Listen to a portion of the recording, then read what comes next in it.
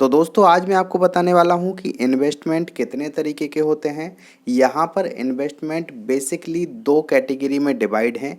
एक है direct category, एक है इनडायरेक्ट कैटेगरी, यानी कि डायरेक्ट इन्वेस्टमेंट और इनडायरेक्ट इन्वेस्टमेंट। डायरेक्ट इन्वेस्टमेंट की बात करें तो इसके अंदर स्टार्टअप इन्वेस्टमेंट आ जाता है, स्टॉक मार्केट इन्वेस्टमेंट आ जाता है। और वहीं हम बात करें इनडायरेक्ट इन्वेस्टमेंट की तो इसके अंदर एफडी आ जाता है, इंडेक्स फंड आ जाता है, म्यूचुअल फंड आ जाता है, हेज फंड आ जाता है। इस तरीके के इन्वेस्टमेंट इनडायरेक्ट इन्वेस्टमेंट होते हैं। डायरेक्ट और इनडायरेक्ट वर्ड से ही पता चलता है कि ऐसे इन्वेस्टमेंट जो कि आप खुद मैनेज करते हैं, जिन पर आपका कंट्रोल है, उनको डायरेक्ट इन्वेस्टमेंट कहते हैं। और इनडायरेक्ट इन्वेस्टमेंट वो होते हैं जिन पर आपका कंट्रोल नहीं है, आपके पास बस पैसा है, कोई और उसको मैनेज कर रहा है, कोई और अपना दिमाग लगा रहा है, तो उसको हम इनडायरेक्ट इन्वेस्टमेंट कहते हैं। तो ये सारी चीज़ें हम इस वीडियो में समझेंगे। अगर आप मुझे पहली बार देख रहे हैं तो चैनल को सब्सक्राइब कर लीजिए और वीडियो को लाइक करके ज़रूर जाइए। तो सबसे पहले बात करते हैं कि स्टार्टअप इन्वेस्टमेंट क्या होता है।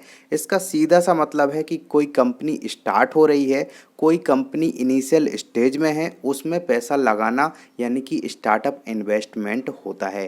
किसी कंपनी के पार्टनर बनना स्टार्टअप इन्वेस्टमेंट हो जाता है। आपको लगता है कि ये कंपनी आगे जाके बहुत ज़्यादा ग्रो करेगी, तो आप उस कंपनी में पैसा लगा सकते हैं और उसके शेयर ले सकते हैं। तो ये डायरेक्ट इन्वेस्टमेंट हो जाता है और इसे स्टार्टअप इन्वेस्टमेंट कहते हैं। दूसरा ऑप्शन है डायरेक्ट इन्वेस्टमेंट के अंदर, जो कि है स्टॉक मार्केट। स्टॉक मार्केट आपको पता ही होगा, बहुत सारे वीडियो मैं इस पर बना चुका हूँ, वो आप जाके देख सकते हैं। और यूट्यूब पर भी आपको बहुत सारे वीडियो स्टॉक मार्केट के ऊपर मिल जाएंगे। स्टॉक मार्केट में क्या होता है कि बहुत सारी कंपनियों के शेयर होते हैं, उनको आप खरीद सकते हैं और जब वो महंगे हो जाते हैं तो आप उनको बेच देते हैं। तो इस तरह से आप इसमें इन्वेस्टमेंट कर सकते हैं। जो दिग्गज कंपनियां होती हैं, जो ट्रस्टेड कंपनियां होती हैं, वो हमेशा बढ़ती रहती हैं, धीरे धीरे करके आपका पैसा दोगुना तीन गुना करती रहती हैं। तो इस तरह से आपका पैसा भी बढ़ता रहता है। वहीं कुछ कंपनियां ऐसी होती हैं जिनमें नुकसान हो जाता है, कंपनियां डूब जाती हैं, तो आपका पैसा भी डूब जाता है।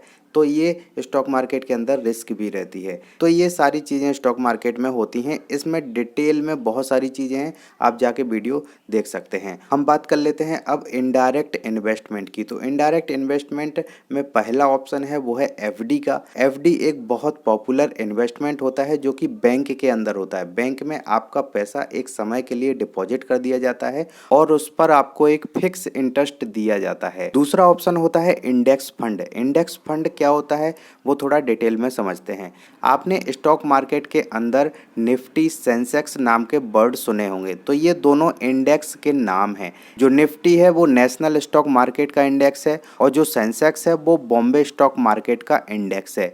इन इंडेक्स में कुछ कंपनियां लिस्ट होती हैं जो कि टॉप कंपनियां होती हैं। अब मार्केट में कुछ प्राइवेट कंपनियां हैं जो कि इसी फंड में पैसा लगाती हैं। इन सारी कंपनियों में पैसा लगा देती हैं और फिर जब सेंसेक्स ऊपर जाता है तो आपका पैसा बढ़ता है और नीचे जाता है तो आपका पैसा घटता है। ये सारी चीज़ें आपके कंट्रोल में नहीं रहती हैं। इसको एक पर्सनल मैनेजर कंट्रोल करता है, उस कंपनी का मैनेजर कंट्रोल करता है। पिछले 10 साल में देखा जाए तो सेंसेक्स ने 16% का रिटर्न दिया है, जो कि एक अच्छा रिटर्न माना जाता है। अगर आपको इंडेक्स फंड में इन्वेस्ट करना है तो बहुत सारे ब्रोकर ये सर्विस देते हैं। आप कोई भी डीमेट अकाउंट खुलवा सकते हैं और इन्वेस्ट कर सकते हैं।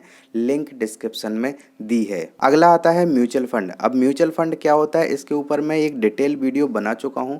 ये बेसिकली एक फंड होता है, बहुत सारे लोगों से थोड़ा थोड़ा पैसा इकट्ठा किया जाता है और जब बहुत सारा पैसा हो जाता है तो कुछ कंपनियों के स्टॉक खरीद लिए जाते हैं या फिर गवर्नमेंट बॉन्ड में इन्वेस्ट कर दिया जाता है या फिर किसी भी तरीके से इन्वेस्ट किया जाता है जो भी सही लगे उस फंड मैनेजर को। मतलब कि ये फंड भी आपके हाथ में नहीं रहता है, इसको एक मैनेजर कंट्रोल करता है, मैनेज करता है। बहुत सारे ऐसे फंड हैं जिन्होंने 20% से भी ज़्यादा रिटर्न दिया है। इसके बाद आता है hedge fund. Hedge fund India में इतना ज़्यादा पॉपुलर नहीं है क्योंकि यहाँ पर लोग थोड़ा थोड़ा इन्वेस्ट करते हैं और हेज फंड में आप थोड़ा सा इन्वेस्ट नहीं कर पाते हैं। अगर आपके पास बहुत सारा पैसा है तो आप हेज फंड में इन्वेस्ट कर सकते हैं। म्यूचुअल फंड में जहाँ आप 500 रुपये से भी स्टार्ट कर सकते हैं, हेज फंड में आपको लाखों रुपए चाहिए होंगे तब जाके आप इन्वेस्टमेंट कर सकते हैं। तो ये सारी चीज़ें थी। अगर आपको अच्छी लगी हो तो वीडियो को लाइक कर दीजिए। वीडियो की क्वालिटी थोड़ी डाउन हो गई है लेकिन नॉलेज वही है। मिलते हैं नेक्स्ट वीडियो में, तब तक के लिए जय हिंद।